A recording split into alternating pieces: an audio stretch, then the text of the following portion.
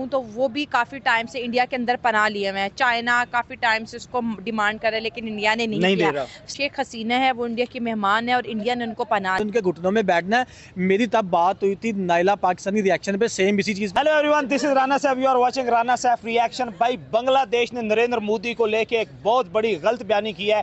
अपनी रवायत से बांग्लादेश नहीं हटा, वही गलत बयानी। और ऐसे लगता है जैसे कपड़े के ताजर को, ये एक नंगा बंदा कपड़े के ताजर को ये कह रहा हो कि आप मुझे कपड़े पहना दें। आज का मसला, आज का मुद्दा ये है कि नरेंद्र मोदी को लेके बांग्लादेश ने ये बयान दागा है कि नरेंद्र मोदी के साथ हमारी जो नेगोशिएशन हुई है डॉक्टर यूनुस की, कि हम लोग शेख हसीना वाजिद को बांग्लादेश को वापस करने जा रहे हैं।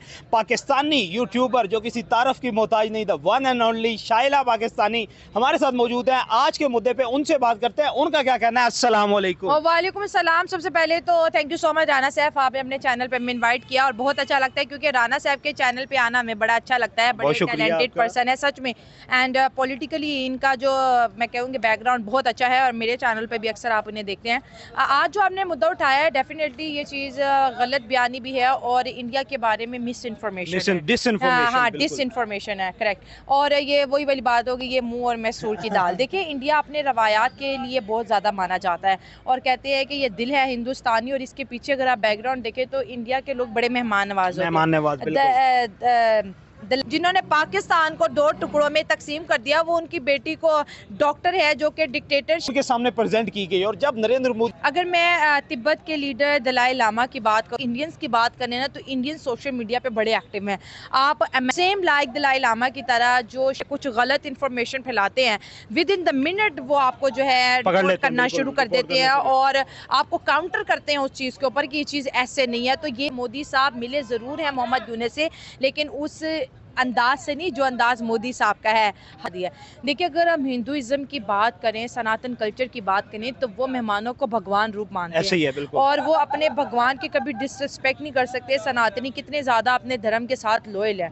तो ये बात ये मैं कहूँगी जिस तरह से उन्होंने ये फेक न्यूज़ फैलाई है बांग्लादेश के लोगों को मिसगाइड करने के लिए, जी हमारी मोदी साहब से मुलाकात होगी और वो उन्होंने हमारे प्रेस सेक्रेटरी शफीकुल आलम उसने ये डिलीट भी किया। और ये बंदा जो है गवर्नमेंट का है और उनका स्पोक पर्सन है मोहम्मद यूनुस का, और इस तरह की ये स्टूपिड चीजें कर रहा है। क्योंकि देखिए अगर मोदी साहब कभी भी शेख हसीना को वापस नहीं, एक कॉल पर अपनी आर्मी इंदिरा गांधी ने बांग्लादेश में उतार दी और फिर अपनी एयरफोर्स की जो टैक्टिक्स उन्होंने यूज करके पाकिस्तान, बांग्लादेश की यूनुस सरकार अपने जहन से निकाल दे के हसीना वापस आएगी। ये स्माइल करना, आप देखिए जितना 4 दिन उन्होंने मीटिंग के लिए अमेरिका से पाकिस्तान तक देख ले। अगर आप इंडिया के बारे में, क्या आपका भारत से मुद्दा है या आपका जो है सनातनियों से मुद्दा है, क्योंकि इंडिया आज भी इंडियन पार्लियामेंट में लगी हुई है, ठीक है।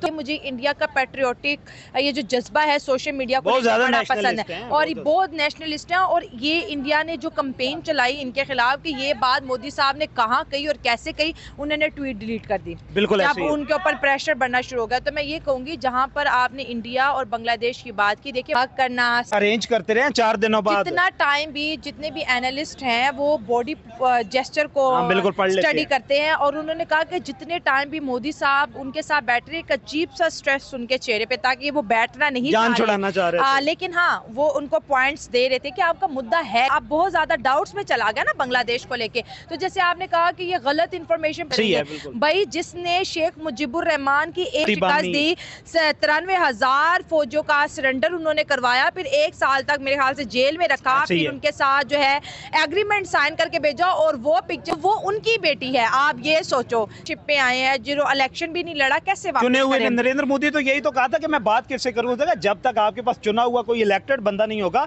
मैं बात नहीं करूंगा। भूख मरी का आपको खतरा है कि आगे सैलाब आ जाएंगे, बारिशें होगी, मैं आपको खाने के तौर पे बांग्लादेश की पब्लिक को सपोर्ट। इंडिया ने अपने बजट में से फंड दिया ना, पता नहीं 100 करोड़ या 200 करोड़ दिया, 200 करोड़ के करीब। तो इंडिया तो छोटे कंट्री को बजट देता है क्योंकि इंडिया की सरदर्द चाइना, अगर इंडिया नहीं करेगा तो चाइना करेगा। इंडिया नहीं चाहता कि जो उसके आस पड़ोस के मुल्क है वहां पर चाइना की इन्फ्लुएंस हो, क्योंकि ऑलरेडी पाकिस्तान में तो है, ये भी बड़ा दर्द बना हुआ है उनके लिए। तो मैं ये कहूंगी कि जैसे आपने कहा सैलाब भी आएंगे, मौसम बरसात शुरू हो जाएगी, लेकिन यहाँ पर मैं ये कहूंगी कि ये बात अपने जहन से निकाल दे कि हमारी बॉर्डर किलिंग स्टॉप हो जाएंगी।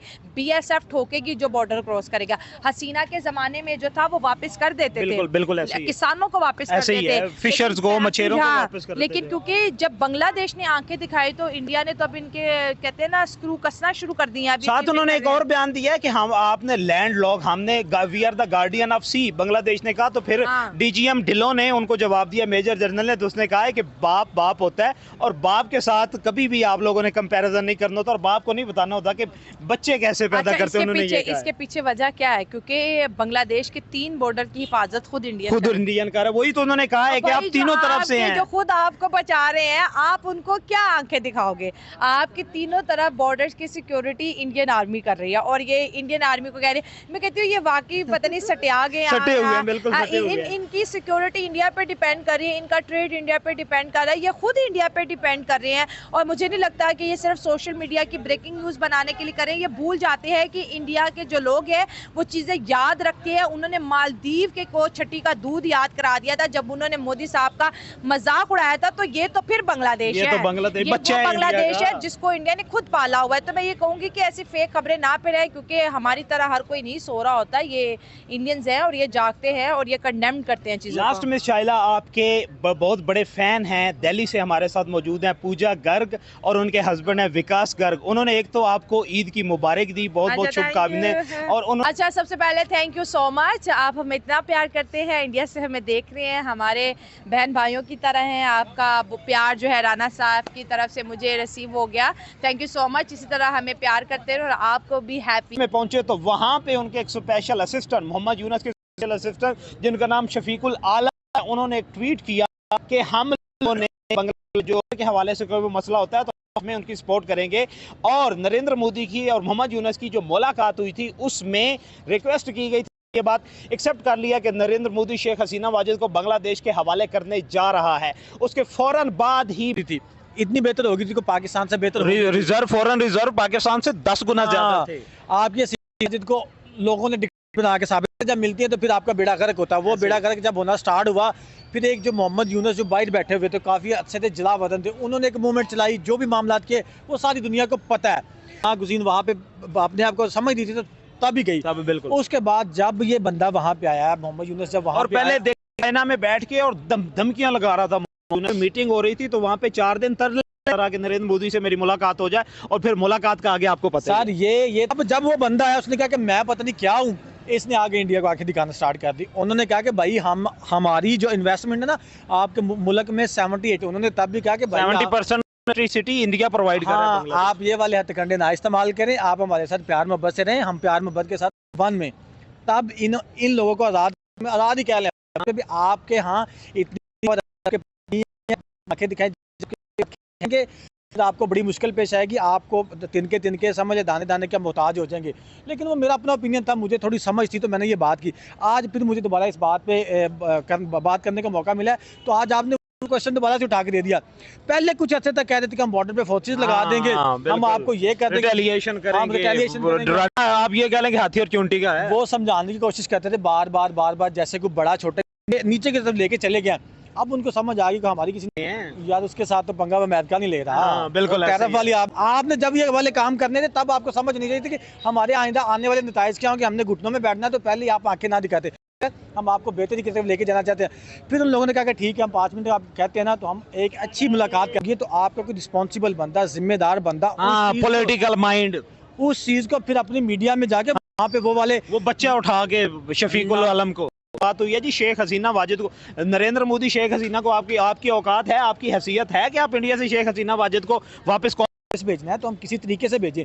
अब उन लोगों ने अपने पास से ये बातें सुनाना स्टार्ट कर दी, अपने पास से बातें कि हम लोगों ने उनको सामने ये शर्तें रख दी हैं।